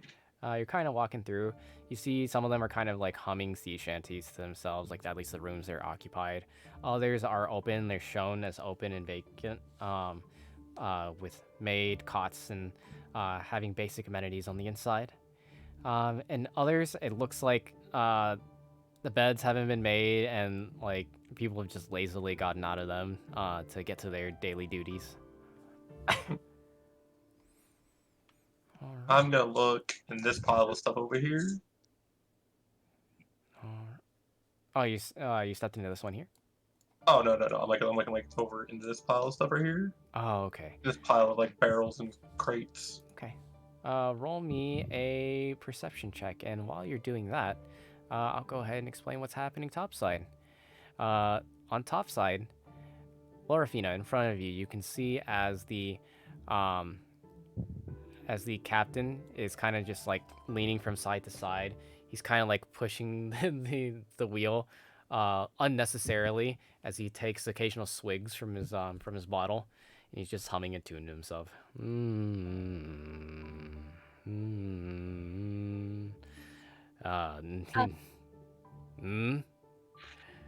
And he like he, he looks at particularly like your stomach. He's like, hey there, how's it going? He like pushes his bottle of rum towards your stomach, and he's like kind of like rubbing it there a little bit. He's like, you want some? Here. And he tips it forward, like into your belly button, as he's like, isn't it good? I take the bottle and I'm like, and I just take it and keep it behind my back and I start talking it to distract him. And I'm like, are you sure you should be driving this thing? Miss, I've been around the 11,343 seas. More than you can guess. I guess 2. Is 2 right? You flatter me. Once. That's all I need. Okay, which way is the land and which way is away from the land? Wherever my heart takes me. That's nice until we crash into it. Ah, well, it's the sea. There's nothing to crash into. Look, it's water. You can't crash into water. That's why it's water. I will be taking this until you're better. Thank you. Oh, Bye. no, please. Come back with it. Oh. That's awesome. Is that guy me? My God. Okay. So, there's still a little bit of time before before nighttime fully arrives and it's time for everyone to fully retire. Is there anything that anyone would like to do to pass the time on the ship in particular? Essentially, we're going to treat this as a long rest.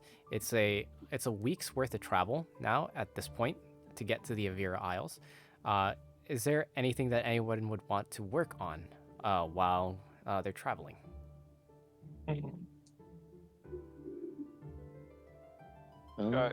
Garthance is going to go find a place to sit and pull out some more copper coins to engrain Warden symbol on.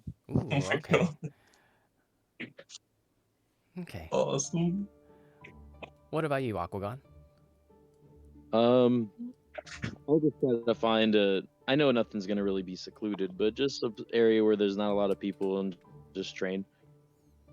Okay. Just- what would you be doing to train? Oh, like shadow boxing, push-ups, sit-ups, just like working out basically. Okay, so like kind of like conditioning yourself. Yeah. Okay, got you. All right. Let's see. What about you here, Scab? I just have a question for Rafflin. Oh, sure. You spoke earlier of other groups that were looking for the bell as well. Ah, yes, there are some hired by the Church of Murden from Thalos. However, there's been some pirates interfering with a little bit of that. And he kind of like scratches like the little scruff on his chin. Say that the other group was to find the bell before us. Would they get the reward and we would not? No, they would not. You're good. Take your time. Please. They would not receive the reward. It's likely that we won't even be able to negotiate with them. I highly doubt that they would be stealing it just to sell it back to us. I mean, if they know exactly what it is, then it is likely that it will be lost. And that cannot be allowed. But if we were to run into one of these groups? Ah, yes, it's good that you should mention that. I actually forgot to mention this at the tavern. You see, there's actually a bounty out for these pirates. One of them in particular is this. Sorry, I got distracted by the background. Yeah, I'm muting when I can. I appreciate it. Ah, well, there's actually a bounty out, specifically for the leader of these pirates. You see, he's a kind of a smaller fellow, wears a large hood, has golden eyes, white hair, has horns. His men call him Poop, Prop. No, that's not right. Pop. Pop was his name.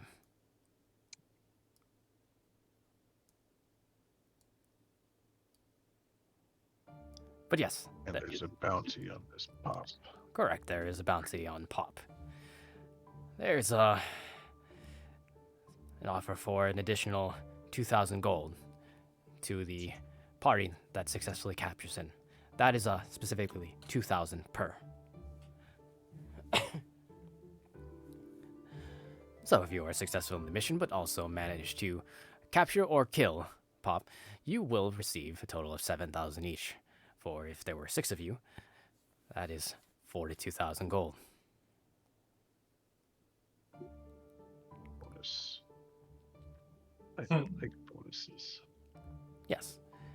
So, don't worry, you don't have to catch him alive. We've given up on that quite some time ago. That was good. For the rest of the week, I'll kind of like wander here or there, see what the rest of the ship's about, but otherwise, I'll mostly stay in my area. Okay. Let's see. So if you're spending your week traveling around the ship and kind of familiarizing yourself with it, you now have a thorough mental image of the layout of the ship itself. You've also kind of talked with the sailors and the captain himself in the moments that he was clairvoyant, though it wasn't very often. Learned the ship is called the Roulette, and you are aware of the ship's capabilities as well as all the common gathering spaces. Because you've been traveling around it for a week, you know quite a bit about this ship. You know that it is equipped with a total of 16 cannons, one on the one set on the lower deck, and then the other reflecting set on the main deck. You know that all the gathering space is the quarter deck directly below main deck, and you know that there is quite a large stash of concentrated remnant, which is used as the gunpowder, so to speak, to shoot projectiles out of said cannons. That is down in the hold. You know that it is stored here and has been. Ooh. You've seen it a few times when sailors would do quality checks on everything. Opening up the barrels, you could see the bright glowing teal on the inside. For those who are new to my campaigns, this is common knowledge across the world of Initia. Remnant is the byproduct of an event called the Clash, where the ancient gods fought amongst one another before finally disappearing. They left behind this energy, this source behind, of a stone-like material glowing bright of teal, and is used in a lot of the modern innovations 50 years since this current time period. It's used for weapons, it's used for enhancing magical items, it's used for wondrous feats of technology like airships. And it is essentially the gunpowder of the world. Gunpowder in itself does not exist in this world, but concentrated remnant does. And so that is what you note, Scab, is that series of barrels down below after all of your exploration, as well as where everything is located. And you have a pretty good idea, like, for example, if you were like in the quarter deck and you were standing like in this area, you know, like directly below you, like, oh yeah, that's right, that's the lower deck, and that's like kind of like where some dining space is, you know, things like that. Like you have a pretty good like proprioception of where everything is at. Okay. Yes, I have played Sea of Thieves. Oh god. You do so good. I love it, love it. Okay. And Bromwell, with your perception, checking this pile over here, you note that there are a few barrels of rations on the inside, but not just any rations. You can see that some are in preserve jars. Specifically, you find a jar of poached eggs. To explain, I have a homebrew cooking system in my world, and sometimes the food is already pre-prepared and is consumable for benefits. Specifically, poached eggs are a common recipe that will deduct 2 hours off of the necessary time for a long rest, meaning that if you consume one, instead of requiring 8 hours for a long rest, you only need 6. So it's halfway in between the half elf and normal sleep, or a high elf and normal sleep. All right. And so that. What if I only need to meditate for 4 hours a day? Does that break it down to 2? Yes. Basically, it's a -2 to the time for a rest or meditation, whatever it may be. Essentially, you need less rest when you consume it. However, it only lasts for a week. You don't know how long these eggs have been around, but you see that there are 2 uses of it. Okay, I'll just pocket it. Okay. Do you take like the whole like preserves jar and just like? Yep. Okay, gotcha. Take the whole jar and everything. Yeah, so you have a jar of like 2 remaining poached eggs on the inside. All right. And now, Garthan, you're carving more Meridian coins. You're doing some shadow boxing here, Akugan. So, Lorafina, is there anything that you're doing with your week's time? I'm going to go down, bloop, and then I think that pops me up here, right? Yeah. And then I'm gonna go down further. So where are the stairs from here? I'm assuming. So. Yep, those stairs right Yep. there will lead to the lower deck. And And Mhm. lower deck. And then I'm just going to wander around on this. Okay. Probably here. Go this way. Okay. Is there anything that you'd like to be doing with your week's time of travel? One more time, say that last part. Is there anything you would like to do during your week of travel? I just want to kind of inspect the ship and meet some of the people on it Okay. and see if I can get a feel of the crew and everything. Okay. So is this more of a social endeavor, or are you kind of like exploring like the ins and outs of the ship? Exploring the ins and outs of the ship. Okay. You receive the same knowledge as uh, as Scab. You're aware of the stores of concentrated remnant in the hold. You're aware of the ins and outs of the ship itself, what it's capable of, what it is equipped with, as well as what the gathering spaces are and where you can expect the crew to be at different times of the day.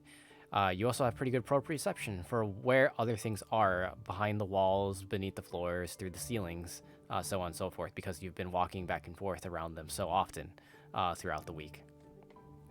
Okay. All right. And with that, we come to our long rest.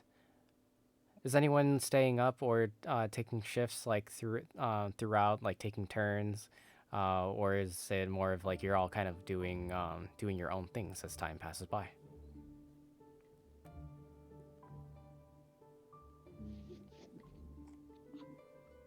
Sounds like we're kind of doing our own thing. We haven't really Yeah. coordinated anything. Like, You got it. All right.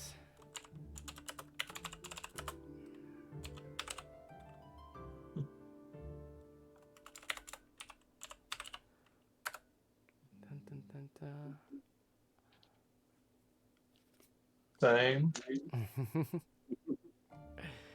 All right. And so, as you all are addressing your own goals, uh,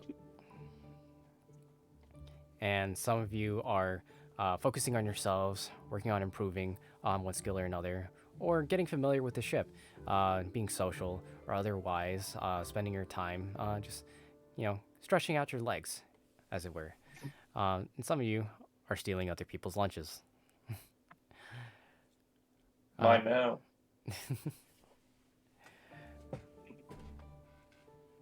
You can. Oh, before I proceed, I just want to know, Jay.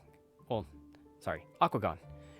Can you make a note that you did training and conditioning for a week in your notes? Okay. That might be useful later. Ooh. All right. And with that, as you're traveling along, the waters seem quite calm to you as you're making your way along. However, you start to feel some turbulence. You don't pay any mind to it at first, but it begins to grow as you can kind of feel on the port side that there's this kind of just this wave that you keep continually riding as you travel along. Some of you on the upper deck, some of you are below on quarter or lower, so on and so forth. And it starts to kind of like pelt at the side of the ship as you pass along. Can we fish? You most certainly can. I'm gonna try. Would you like? Okay. I'll zoom out. Just don't let Aquagon see. Yeah. Oh, Yeah. Just don't let Aqua. No, Yeah, I'll try Aquagon not to. actually- He eats smaller fish. It is the way of the world. Fish eat fish. Big fish eat little fish. Big fuck small. Oh, okay. You know what? Understandable. All right. I can help him with his fishing if it doesn't go well. Sure. Go ahead and roll me. So if you're helping him, at advantage, Brahma, roll me a. Let's go with a survival check as Okay. you're trying to fish off the side of the ship as it passes along. Advantage. Ooh, okay. So, with your 16, you can feel something is beginning to tug as as you. I should explain. You just took a fishing rod that was just hanging off the side. Someone had their line prepped, and you just grabbed it. Like kind of just like taking over their fishing rod, and you're just kind of standing there casually. It's like, oh, this can't be too hard, and you're right. You do manage to snag onto something as you can hear like the winding of the line is coming undone as it casts further and further out. 10, 20, 30, 40, 50 feet out now at this point. It's very far. You can't even see the end of the line at this point, as it's just a fine dot to you, a fine point that just dips right in under the waves. And you can feel that snag as you're now trying to reel it back in, and you're pulling and pulling. It's giving quite a bit of difficulty for you. Roll me an athletics check as you're now trying to reel in whatever you might have caught. Yeah, I use my inspiration to help with this. You most certainly can. Oh, use your inspiration. Okay, I was gonna say I think I have something to help. You can try. What do you got? I've got Let's see. a D4. Wait, what did you roll? Let's see. Oh, even with a 4, that'd still be 8. Okay, maybe you want to do inspiration. Yeah, that's great. I'll use my inspiration for this. Okay. Go again. Go ahead and roll me inspiration. No, athletics. Oh, yeah. But yeah, we can go ahead and keep that one though. So then it'd be yeah, because it's a D20 14. regardless, right? Yeah, so it's 14. So with your 14, you do manage to start to pull it in. You kind of remember the fundamentals. You're like, okay, so I'm gonna give it a little bit of slack, and then try reeling it again, and just to kind of like maintain tension. You're trying to wear out whatever you're reeling in, and until finally you just feel full resistance as like the rod is like practically bent 90 degrees at this point, and you're holding on for dear life as your fellow party member also helps as well. You both brace yourselves as you pull back and you reel, tenacity pulling you forward. As now like some of the sailors are kind of just surrounding you. They're actually kind of excited. They're like, yeah, get it, you get it. Until finally it begins to emerge from out under the water.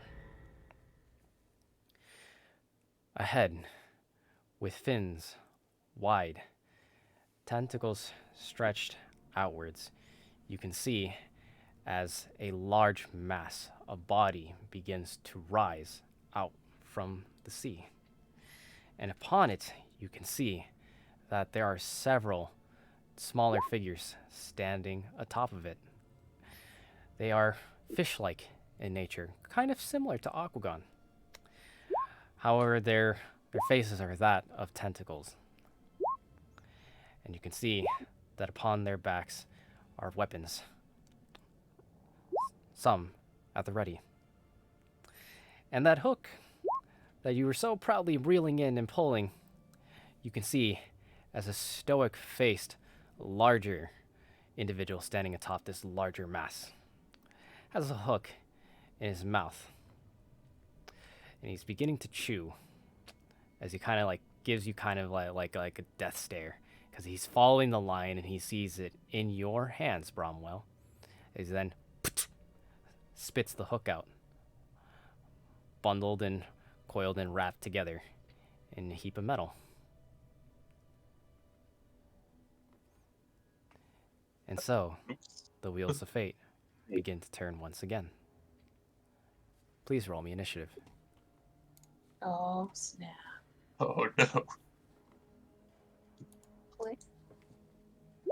I'd like to blame everyone else for this.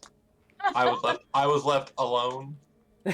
No, what do you mean? Aquagon was helping you.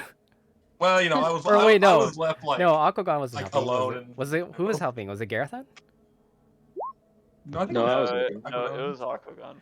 Wait, did you say you like don't let Aquagon see you fishing?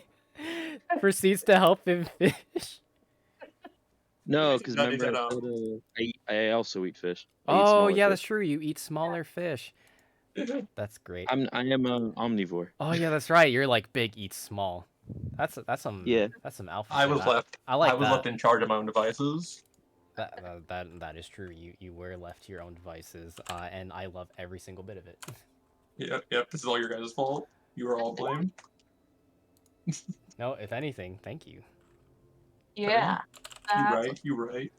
Yeah. it's a good thing to fight.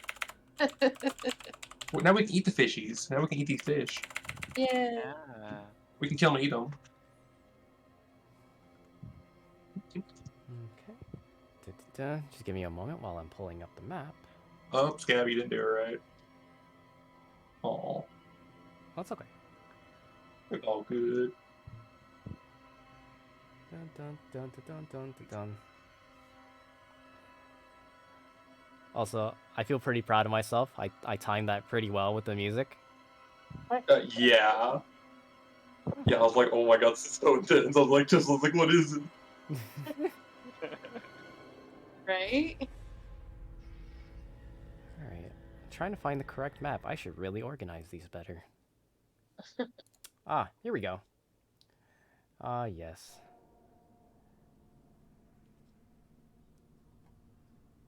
Dun, dun, dun.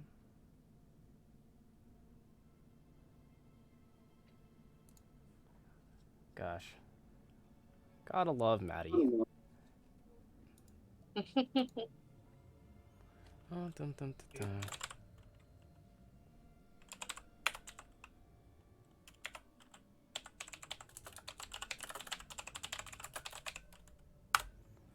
Dun, dun, dun, dun, dun. Okay, move that over there. Then over here. Dun, dun, dun.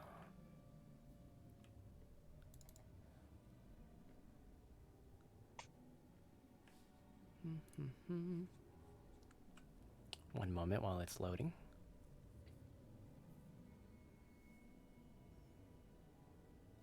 Now loading. Parsing game info. Okay.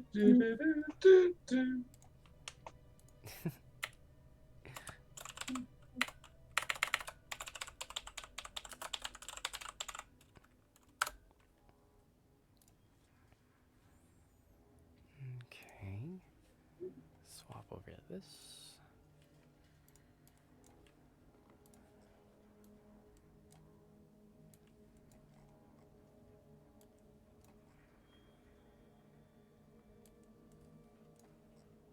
Okay. Now, don't mind the text at the bottom of this map. Okay, I will mind it. That is not relevant. Oh, okay, got well, okay, zoom out. Yeah. And that's not even a meme. It actually isn't relevant. Okay. And let's see. Now we have. So, where would the rest of our party members be at this time? Is it middle of the day, middle of the night? What time is it? It is just coming to night. It's just starting to get dark. They've already lit torches and candles around on pretty much every level of the ship. However, a fog has begun to roll in. Meanwhile, you see that two of your party members, if you are underside, are not anywhere to be seen. But you can hear the cheers of sailors up top side. Sorry, go ahead. So it sounds like cheers. Yeah, Seems like there's a commotion up top. Yeah, it sounds like Alright, cheers so I'd up make top. my way up there to see what it was. Mhm. Otherwise, I'd be in my room. You got it. And as you begin to hear the cheers quickly die down. It says like, yeah. As it begins to grow dead silent. And as you reach the top of the stairs, you too can see what they are all seeing. All right. Let me go ahead and put your token. You would be right about there. Bromwell would be here. And we're going to say that Garathon, I'm gonna just kind of put your token there for reference. I'm assuming that you're still underside. That you've been. I presume that you've been working on carving this whole time. Garathon. Yeah. Okay. Okay, so you'd be underside as well, but I'm gonna go ahead and put your token here, just to signify where you're gonna be coming out of. But we'll still put you in turn order. Du-du-du-du.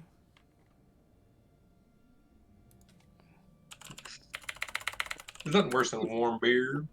Oh, that's gross. It is gross.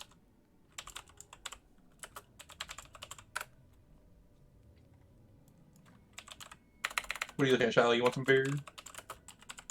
No, What? Dogs can have beer. no. Well, I think they can.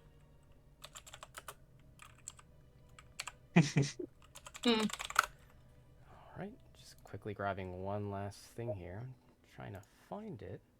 Ah, yes, here we go. Dun, dun, dun, dun, dun, dun. Hmm.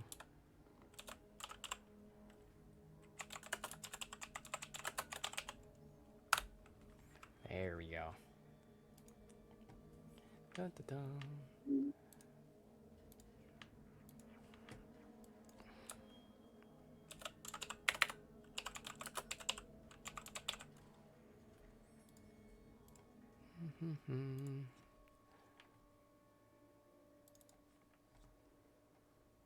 And there we go. Ready to go. All right. And you all see this. Cast out into the sea, all you can see is the silhouette of a large mass in front of you, followed by smaller silhouettes. Just barely peeking over the fog itself, you can see the faces of these creatures as they stare at you. There looks to be about 10, 15, you're not sure, but several of them leap into the water, and you can see as their obscured silhouettes begin to shimmer and shift through the waters before finally erupting out onto the deck. As you now see, one moment. What will you do about the mutiny? Oh, what will you do about the mutiny? Pay no mind to that. There is no mutiny. There is no there is no war in Bossing Say. Da. I don't know. That music is telling me otherwise. There is no war Okay, in Bossing Say. Okay, Bromwell wants to kill the entire crew. And you see multiple of them begin to leap out at the same time. Boarding on this side of the ship.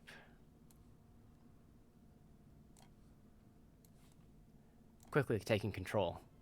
As anyone who is currently at the edges here, minus those two who are right here, you see as sailors all around you, they're either being pulled out into the water. You can hear some of them screaming, "Ah!" as they splash into the water, and others, their throats being slit. It is quick and brutal as they manage to board and ready their weapons. Oh yeah, true. Oh, here, hold on. Let me go ahead and bring turn order back. Let me go ahead and implement all of your turn orders here appropriately. Oops. So we got the Agulgon. I really enjoyed that. Let's see, what is Agulgon's? Where is his initiative? Let me go to my thing. Okay. So So I'll leave it that there is for now. +4. So what is it? Like I don't even see a roll, but Yeah. Oh, did you roll, Jay? Oh. Oops. I got a 13. okay. 17. Now, as I'm preparing this, I just want to note that Session is scheduled to end in about 17 minutes, but I can start combat if you want. If not, we can end it here and we can start up again at the very beginning of the turn order for combat. It's completely up to you. I can do either or. I'm good either way. I'm good I with like fighting. starting. Sorry, go ahead. I was just saying I'm good with fighting. Okay. I like starting because I hate when I get confused and lost. I'm like, did I do this thing yet? When we're in the middle of the battle. Yeah, I got you. Or unless, is it going to be short? Will we be able to finish the battle before 4? Probably not. No. Then yeah, then I. There. What call continue. them? Well, we're still voting. See. Oh no, I'm asking you. Oh yeah. Then I would want to. Yes. Okay, I was trying to remember where your vote was. I was like kind of confused, but I was My like, vote is calling it to start it fresh. I Okay, like either okay. ending on the battle or, Yeah. waiting. We can probably just call it then. It's yeah, I'm it's good. chill. Yeah, I'm I'm down good. with that. Okay. Awesome. And so, you all leave off in what is going to be the start of the heat of battle, as these strange unknown sea-like creatures have erupted from the sea and have taken quick control over your ship. As you regain control back, getting your weapons at the ready, some of you prepared already on deck, others of you have just come up to the top of the stairs. You begin your first combat. And so the wheels of fate begin to turn once again. We will find out the outcome of this battle in the next session of... Sorry, I was trying to fucking sneeze. Call of the Storm. That's funny. I felt it coming on, and I was like, please, let me just finish. Well, we'll find out in the next session of Call of the Storm. All right. Yeah. Good session, guys. Thank you for dealing with the scuff. That's wrong. This is awesome. I like how the pictures are. Thank